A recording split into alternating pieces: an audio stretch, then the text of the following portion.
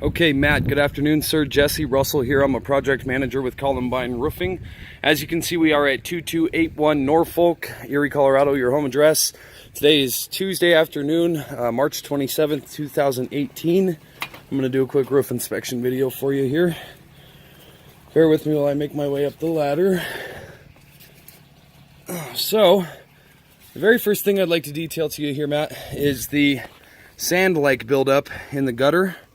As you can see, it's very consistent. This is known as granule loss. It's really just the first indicator that's going to give testament to the fact that you've had wear and tear on the roof, and then ultimately to the age of this roof itself. Next thing I'd like to point out here at the eave is your lack of drip edge flashing.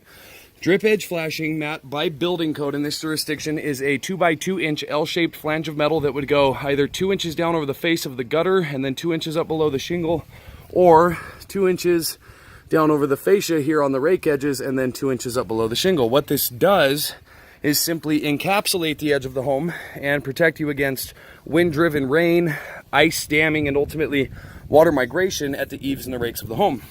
When these homes were built, it was not building code to have that flashing. Since that time, it has become building code, so that is definitely something to be aware of. I'd also like to point out this strip of flashing you see running along the head wall. This is known as head wall flashing. It should be covered by what's known as a beauty course, which is just one more row of shingles that actually covers to hide the exposed nail heads and any of the seams where you're going to be left susceptible for water migration. Making my way up onto the roof itself. So the very first thing that any insurance adjuster should look for when he gets up here to do an inspection is known as collateral damage. Collateral damage are simply signs and indicators that give testament to the fact that you've had hail. So this is what I like to call the smoking gun when it comes down to these insurance adjusters. What I did here was run a piece of chalk sideways over the rain cap. What that does is detail to us all these different indentations that would have been caused by hail. So as you can see, you took some pretty good dings. I've done the same thing on the opposite rain cap here. The results were very similar.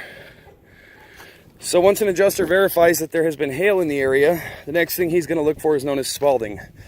Spalding is where hail strikes a shingle and removes the granule to expose the fiberglass undermatting. This bald spot you see here is exactly what that looks like. So the way that the insurance classifies this damage is within a 10 by 10 square foot area. If they can locate between 6 and 10 of these marks, depending upon the company, you gain an eligibility for a full replacement at their expense. Now, I've done corresponding spot checks on each of your adjacent slopes, and the results are similar. In fact, this is one of the more heavily hit roofs I've seen in the neighborhood in the last couple of years. You definitely have enough damage to qualify for an insurance replacement, and ultimately, it is time that you know that your options, for lack of a better term, Matt, this roof is basically shot.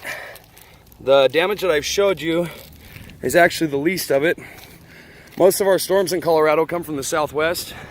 As a result, southern and western facing slopes catch the brunt of the damage. Now, if you'll notice, when I look at this plane, you don't see too many gray areas. When we switch over here, every one of these spots is completely bald. You have less than 50% of the original granule that was on this surface upon installation, and so obviously it's taken a lot of damage. The only other thing I'd like to detail to you, two things real quick. You have a ton of exposed nail heads. These should all be covered by some sort of silicone weatherized sealant in order to pass any Colorado roof inspection. Otherwise, you're left pretty vulnerable for water migration. And then you have one area here where the shingle was actually removed by wind. I'm assuming this means the thermal adhesive has fully cured and the shingle is actually sitting in your gutter down here. So I'm gonna go ahead and pull that out and set it on the front porch. Other than that, thanks for the opportunity to get you folks up to speed, and I'm gonna sign off. Thanks, Matt.